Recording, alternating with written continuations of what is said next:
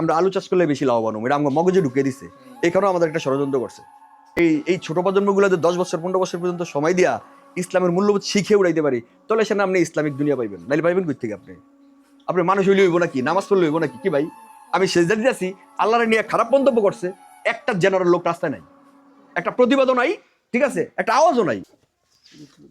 খোলো তাহলে কয়জন? আমরা 20 জনের একটা, ঠিক আছে, তাহলে 20 জনের এক সপ্তাহ দেওয়া যায়।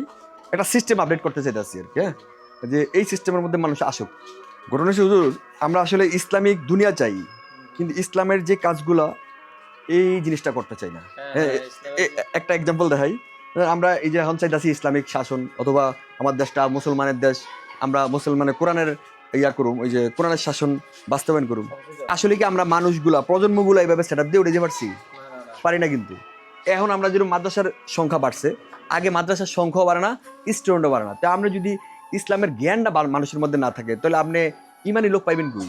পাইবেন আপনি এই আল্লাহর জন্য জীবন দেওয়ার জন্য কয়জন লোক পাইবেন?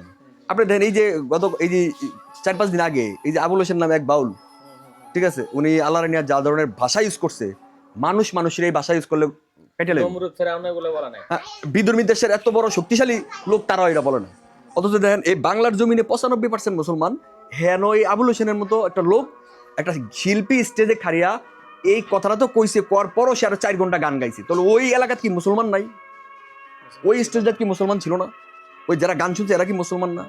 আপনি যেই কাজই করেন, আপনি জেনারেল মানুষগুলো, হুজুর বাদ দিয়েও তো নামাজ পড়ি না লোক আছে না? এই যে মসজিদের লোকগুলো হয় নামাজ পড়ে, এরা তো মুসলমান। শুধু হুজুরদের দিকেই চায় থাকতে হবে যে ইসলামিক আন্দোলনের জন্য হুজুরাই লাঠি জ্বলাই নামবো অথবা আন্দোলন করবো, এরকম কেন ভাই? আপনি সেজদা দিতেছেন যারা, এটা তো আল্লাহ দিচ্ছেন নাকি? আল্লাহরে ভালোবাসে সেজদা দিচ্ছেন না আল্লাহরে বিশ্বাস করে দিচ্ছেন? তাহলে আপনি কোথায় আল্লাহরে বিশ্বাস করলেন, ভালোবাসলেন? আমরা জেনারেলরা মনে হয় যে যা ইসলামের যা হইবে সব মনে হয় হুজুরকে আসাবে থাকতে হবে। কে ভাই, আপনি মুসলমান না, আমি মুসলমান না, আমার আল্লাহরে গালি দিতেছেন আপনি, আর আমি মুসলমান হইয়া আমি সেজদা দিয়া চুপচাপ রইলাম। ঈমান কোথায়? এই যে আমাদের ঈমানের দুর্বলতাটা, এটা আসলে এটা আমাদেরও সমস্যা। কেমন সমস্যা জানেননি? আমরা পূর্বের থেকে এই সেট আপটা দিয়ে উঠি না। যদি গত 20 বছর আগের থেকে আপনি একটা প্রজন্মরে এভাবে ইসলামিক ম্যান্ডেটে বড় করতেন, তাহলে আজকে সবাই ইসলামিক ম্যান্ডেটে থাকতো, ঈমান শক্ত থাকতো, তাই না? আমগো দাঁড়ানো হয়েছে খালি পোলাবেন হইলে স্কুল পড়তে হইব, ঠিক আছে, পার্ট টাইম সকালবেলা 1 ঘন্টা আরবি পড়লে হইব, ঠিক আছে। এই ধরনের চিন্তা চেতনা আমরা বড় হয়ে উঠতেছি, হ্যাঁ, আর সব ডাক্তার ইঞ্জিনিয়ার বানিয়ে এলামও, এই ধরনের চিন্তা আমরা হইতেছি, এরকম না? কিন্তু আসলে কয়টা স্টুডেন্ট ডাক্তার ইঞ্জিনিয়ার হয়? মানে ইসলামিক মূল্যবোধটা আসলে মানুষের মধ্যে এখনো ঢুকে না।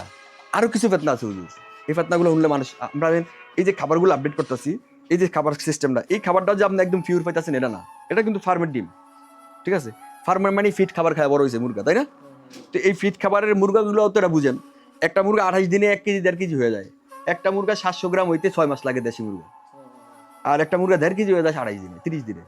তো এই মুরগার থেকে এই ডিম এটা তো বুঝেন। তারপর কি করবো? এই দেশি মুরগার ডিম নাই, পাইবেন? পুরা বাজার খুঁজলে, পুরা চাঁদপুর জেলা খুঁজলে আপনি 500 ডিম বের করতে মুশকিল হয়ে যাবে। মুশকিল না? কারণ যা আছে তাইলে আঙ্গুর কিন্তু এদিক দিয়েও ষড়যন্ত্র করতেছে। এই যে খাবারের ব্যাপারটা, এটাও কিন্তু আমরা একটা ষড়যন্ত্রের শিকার।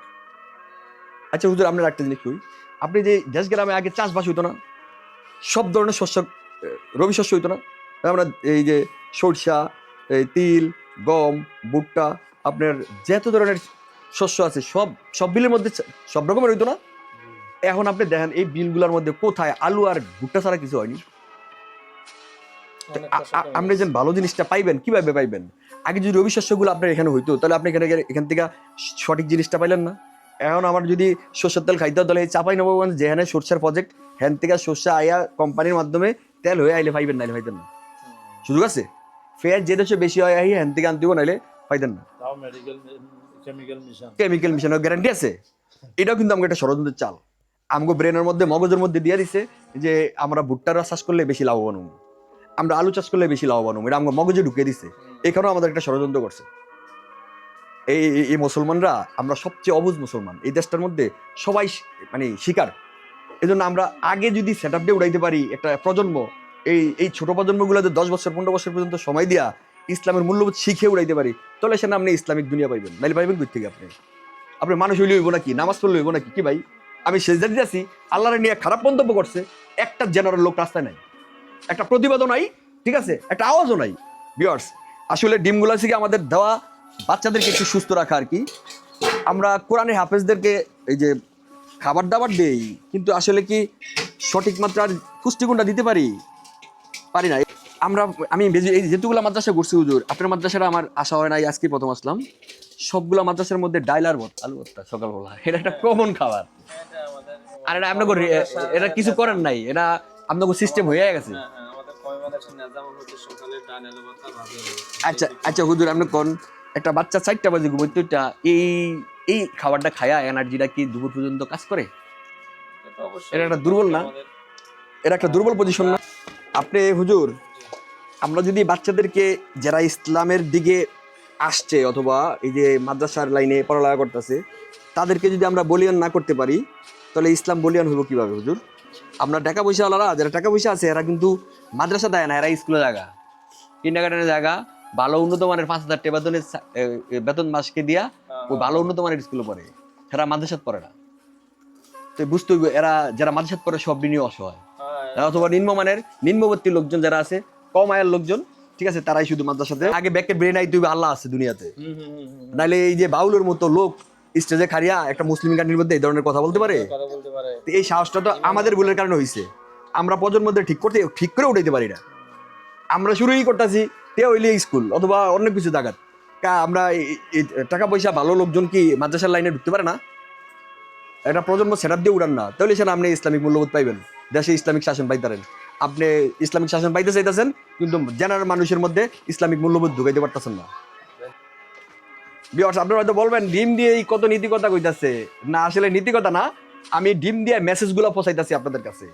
ডিমটা হচ্ছে জাস্ট আপনাদের কাছে একটা ফরম্যাট, যে এটা একটা আপডেট করেন। আপনি যদি পারেন, সামর্থ্য থাকলে আরো বেশি দেন, চিন্তা করেন অন্য কিছু দেন যেগুলা বেশি পুষ্টিগুণ খাবার, এই ধরনের খাবারগুলো ইনভলভ করেন। কিন্তু যারা ইসলামিক মূল্যবোধে বড় হওয়ার চেষ্টা করতেছে, তাদেরকে ভালো কিছু দেওয়ার চেষ্টা করি আমরা সবাই, ঠিক আছে?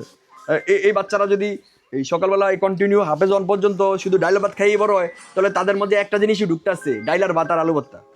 তাহলে তার থেকে অন্য পুষ্টিগুণ কিভাবে ছড়াইব? এই জিনিসটা বোঝানোর জন্য এই মেসেজগুলা আর আমার এই উদ্যোগগুলা। এই ক্ষেত্রে আমাদের সহযোগিতা করতেছে আমার প্রবাসী ভাইরা, ঠিক আছে? যথেষ্ট যে ওই ভাইদেরও মন ভালো যথেষ্ট পরিমাণ, ঠিক আছে? নাহলে তো আর কেউ এভাবে আগে আসে না। তো ভিডিওগুলো ভালো লাগলে শেয়ার করবেন, অবশ্যই শেয়ার করবেন, অন্য কেউ দেখার জন্য শেয়ার করবেন। এই জন্য কোনো হৃদয়বান ব্যক্তি দেখলে হয়তো এই এতিম অসহায় বাচ্চাদের পাশে দাঁড়াইতে পারে, একটা মাদ্রাসার প্রতি তার একটা আর্থিক সহযোগিতা করতে পারে। কি হুজুর? জি জি জি, ঠিক আছে। আমরা ইসলামিক দুনিয়া চাই, কিন্তু ইসলামিক মূল্যবোধ মানুষের মধ্যে ঢোকানোর চেষ্টা করি না। ভালো থাকবেন। আসসালামু আলাইকুম রহমতুল্লাহ।